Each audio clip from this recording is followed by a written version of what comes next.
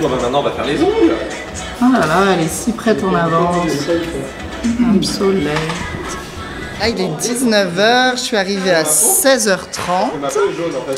Et j'ai dû commencer vers 16h45. Donc ça fait déjà 2h15, on va dire.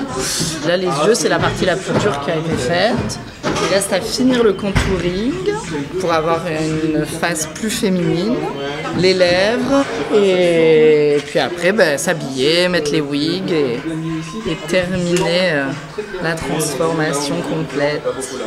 Miss Martini, elle s'appelait pas Miss Martini au départ. Elle est arrivée en 2015. Elle savait pas trop comment s'appeler, c'est très dur de trouver un drag name. Elle a essayé Belle de jour, mais ça allait pas parce qu'elle était pas belle. Et puis après plusieurs essais, Miss, ça allait bien, because she's a diva. Et Martini, parce que c'est un dérivé de mon nom. J'ai toujours fait de la musique, de l'art, de la danse, refaire les grandes stars, chanter dans ma chambre. Puis après, il y a eu RuPaul, grande drag queen qui a fait le show RuPaul Drag Race qui a rendu le drag mainstream. Et du coup, en allant voir RuPaul, au début, je mettais des tenues un peu flashy, et ci et ça. Puis après, j'essayais des trucs. Et puis après, j'ai une copine qui était fan de Dalida et qui, pour son mariage, voulait que je fasse un show sur Dalida. Premier show de Miss Martini.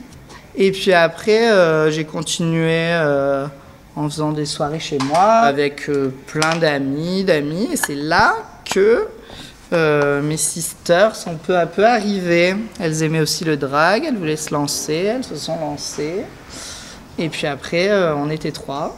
Et c'est Lucie Félix qui a décidé de rendre ça un peu plus professionnel.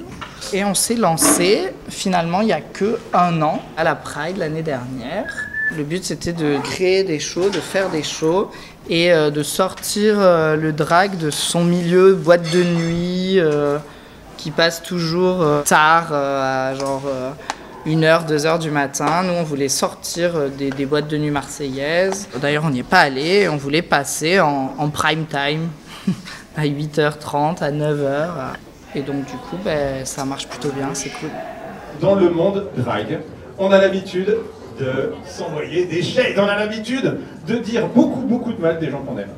Et j'adore Miss Martini. Il y a toujours eu une scène drag à Marseille. Il y a eu une histoire de transformisme avec Coccinelle. Il y a eu du drag dans les boîtes de nuit, de façon assez classique, comme dans toutes les boîtes gays en France. C'est un petit peu tombé dans l'oubli parce que ça n'intéressait pas trop les gens qui allaient en boîte de nuit. Et depuis une quinzaine d'années, ça revient petit à petit dans les boîtes, mais pas que les boîtes homo, les boîtes hétéros, les bars, les restaurants, etc. Pour le coup, c'est lié à le succès international de RuPaul's Drag Race, qui est d'abord une émission américaine, mais qui s'est déclinée en Italie, en Espagne, en Thaïlande, au Canada, en Angleterre, et qui arrive en France bientôt. Beaucoup de personnes ont commencé à faire du drag pour le fun, pour un peu sortir du ronron quotidien, mais puis aussi du drag pour le côté militant. Une performance sur un sujet qui est grave et qui traite du harcèlement. Merci Claudia.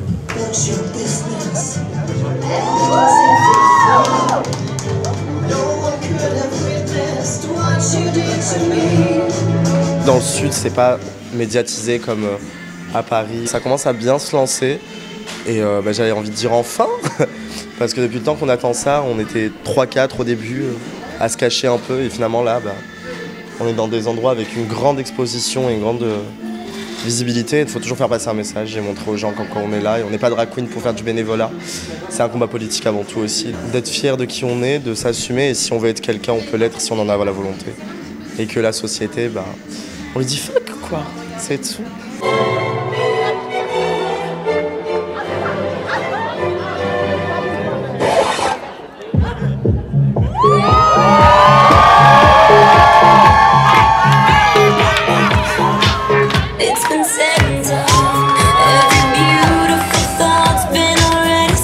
J'adore tout ce qui est théâtre, performance comme ça, et puis je trouve ça incroyable et j'avais vraiment hâte de voir un show en vrai. Et ça peut permettre à plein de gens justement de s'ouvrir un petit peu à ce milieu-là qui était un petit peu underground et et dont les gens avaient peut-être peur ou qu'ils aimaient pas parce que c'était forcément ramoté à la communauté gay ou à ce genre de choses. Je pense que c'est pour ça qu'il y a autant de profils différents ce soir. Ça se démocratise et aujourd'hui, je pense qu'il y a moins de barrières. Derrière nous, on a une table d'un certain âge. Du coup, ça fait plaisir d'avoir accès à tout le monde en fait. Je ramène ma mère et ma tante.